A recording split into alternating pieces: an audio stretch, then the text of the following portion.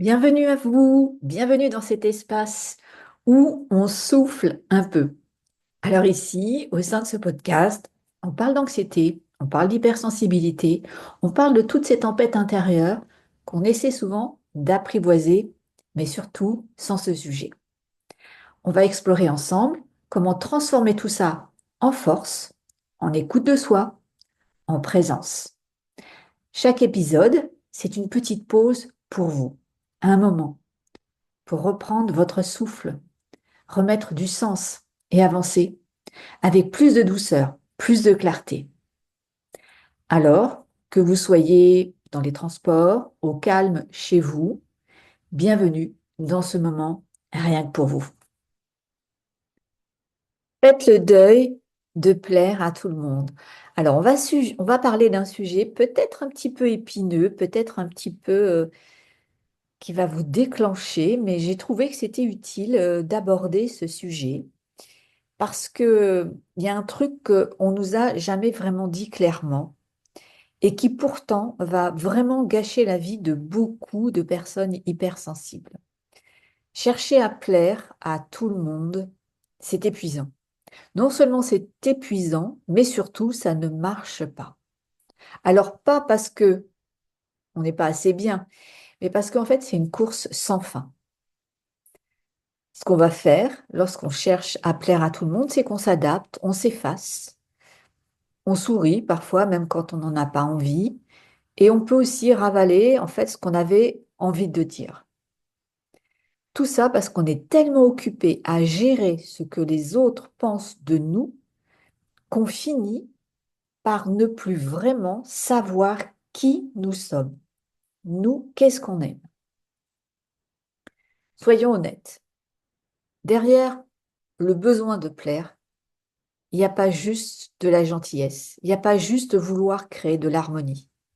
Il y a des peurs, il y a des trouilles bien installées derrière tout ça. À l'idée de déplaire, qu'on puisse décevoir, qu'on ait à dire non, il y a des sensations qui vont monter. Des sensations qui sont vraiment désagréables et qui nous amènent à bloquer nos besoins, l'expression de ce que nous, on a envie.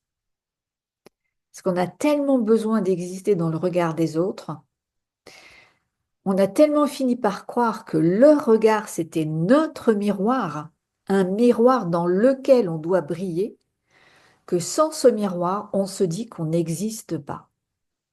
Alors on fait des efforts. Et parfois, des efforts démesurés. On peut se plier en quatre pour des gens qui parfois s'aperçoivent même pas qu'on est en train de se plier en quatre. On peut se taire alors qu'on avait envie d'exprimer quelque chose. On peut s'excuser alors qu'on n'a rien fait. On peut se rendre indispensable, serviable, toujours disponible. Parce que quelque part, on a cette conviction que si on n'est pas utile, on n'est pas une personne qui va être aimée, une personne qui peut être aimée. Et si on n'est pas une personne qui peut être aimée, eh bien on se dit qu'on va finir seul. Et ça, pour notre cerveau, c'est insupportable, c'est pas possible. Et elle est là, la mécanique.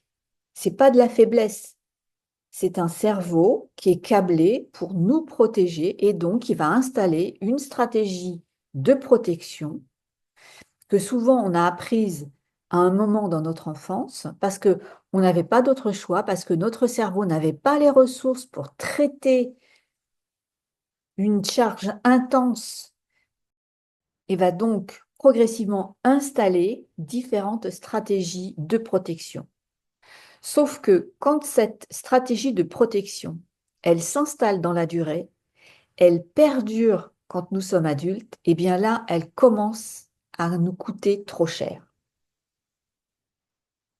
Faire le deuil de plaire à tout le monde, c'est vrai que ça fait sonner une notion de perte. Et en fait, oui, il y a une perte. Mais je vais vous énumérer les pertes que vous allez perdre lorsque vous allez cesser de plaire à tout le monde. vous allez lâcher différentes choses.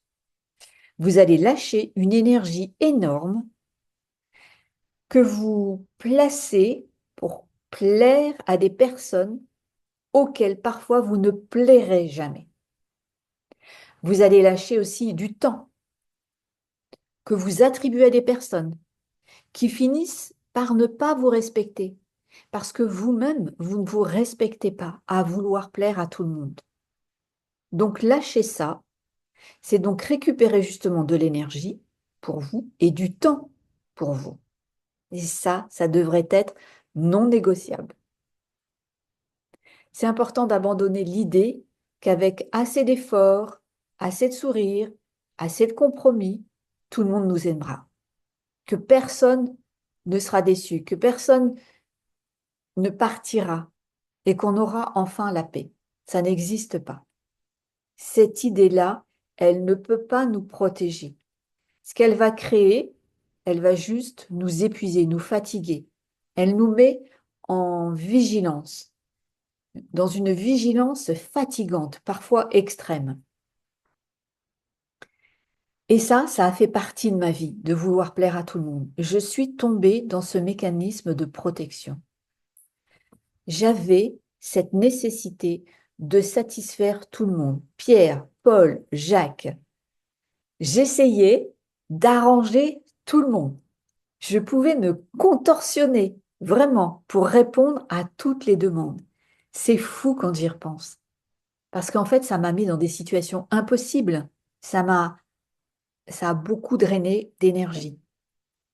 Alors, je vais vous donner des exemples pour que vous puissiez vous reconnaître. Parce que ça peut être parfois que dans un seul domaine qu'on va chercher à vouloir plaire à tout le monde. Ce n'est pas forcément dans tous nos domaines de vie. Alors, par exemple, au travail, ça peut se manifester par le fait de dire oui à une tâche supplémentaire alors qu'on est déjà débordé. Ça pouvait être mon cas. C'est de ne pas donner son avis en réunion, juste pour éviter un désaccord. C'est accepter des horaires qui ne conviennent pas pour ne pas décevoir un chef ou des collègues.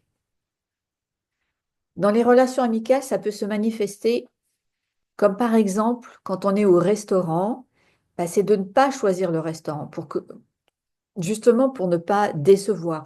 Ou lorsqu'on est déjà à table et qu'on nous demande qu'est-ce que tu veux, ou en l'occurrence lorsqu'on est avec une autre personne, bah, lui dire je vais prendre comme toi. C'est être toujours disponible pour aider même quand on est fatigué. C'est cacher son désaccord, toujours pour éviter une discussion, un conflit. Dans le couple, bah, c'est dire comme tu veux, alors qu'on a une préférence et on en arrive à terme à ne même plus savoir quelles sont nos préférences. Accepter une activité alors qu'on n'a pas envie de la faire. Éviter d'exprimer un besoin pour ne pas créer de tension. Et puis dans la famille, bah, c'est d'accepter des invitations familiales alors qu'on aurait besoin de repos. On ne va pas oser dire qu'on est fatigué. On va se plier à cette invitation, on va y aller. C'est ne pas vouloir contredire un proche pour éviter toujours cette notion de conflit. Et c'est faire passer ses besoins, non pardon, justement, c'est faire passer le besoin des autres avant les nôtres et d'une manière systématique. Dans les situations sociales, eh ben, c'est s'excuser souvent, même quand on n'a rien fait de mal. C'est changer son opinion selon la personne en face. Tout ça, c'est vouloir plaire à tout le monde.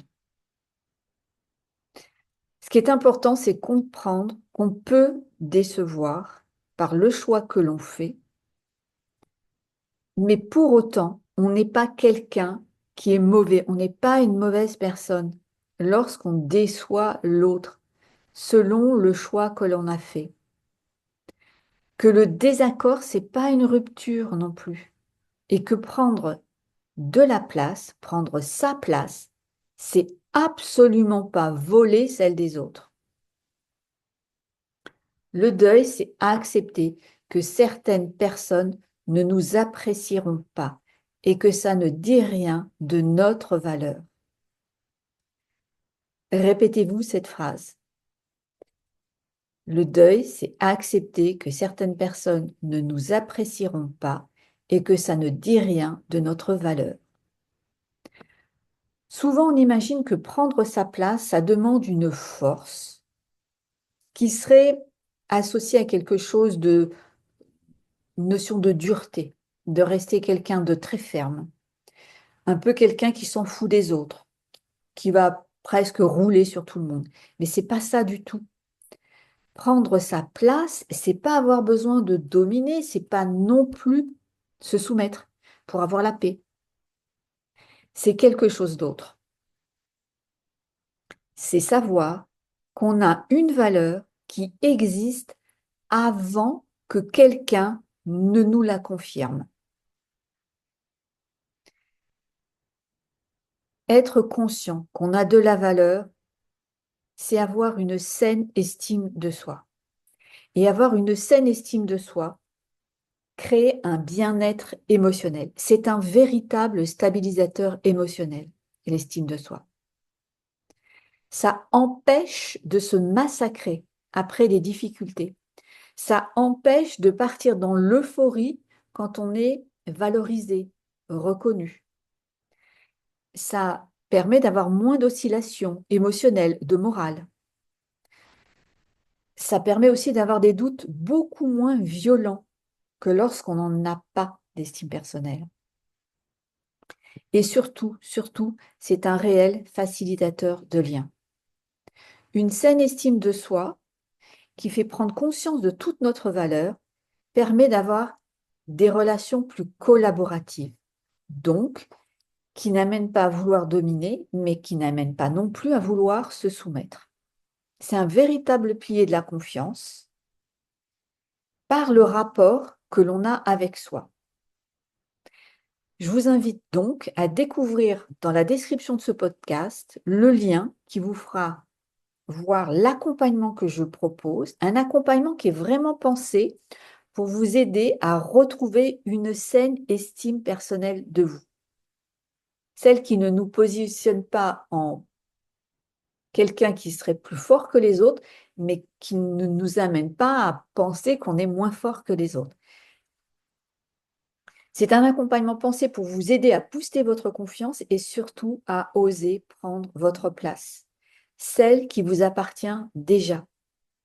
C'est un accompagnement qui vous permet d'avancer en coopération avec moi, sans pression, avec de la bienveillance et des outils concrets pour que vous vous sentiez enfin légitime et en cohérence avec qui vous êtes.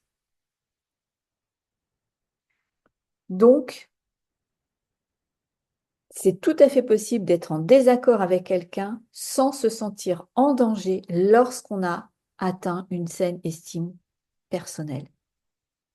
Ça permet de comprendre que l'autre, même quand il pense différemment, il n'est pas systématiquement notre ennemi. On ne se sent donc pas menacé de l'intérieur et les gens autour de soi arrêtent d'être des menaces. On sort du besoin de convaincre à tout prix et on sort du besoin d'amadouer à tout prix. Ça ne veut pas dire que par moment, on ne cherchera pas à convaincre, parce que parfois, on se dit que c'est tellement bénéfique pour l'autre qu'on va peut-être aller un peu dans cette notion de convaincre, mais pas à tout prix. C'est là où les choses vont être beaucoup plus nuancées. Du coup, on va être avec les autres, on ne va pas se sentir contre eux, mais pas à leur merci non plus. D'où l'importance vraiment de renforcer cette notion de valeur. Il y a un truc qui se passe quand on lâche cette pression de vouloir plaire à tout le monde, c'est que les relations, elles changent. Elles deviennent plus légères.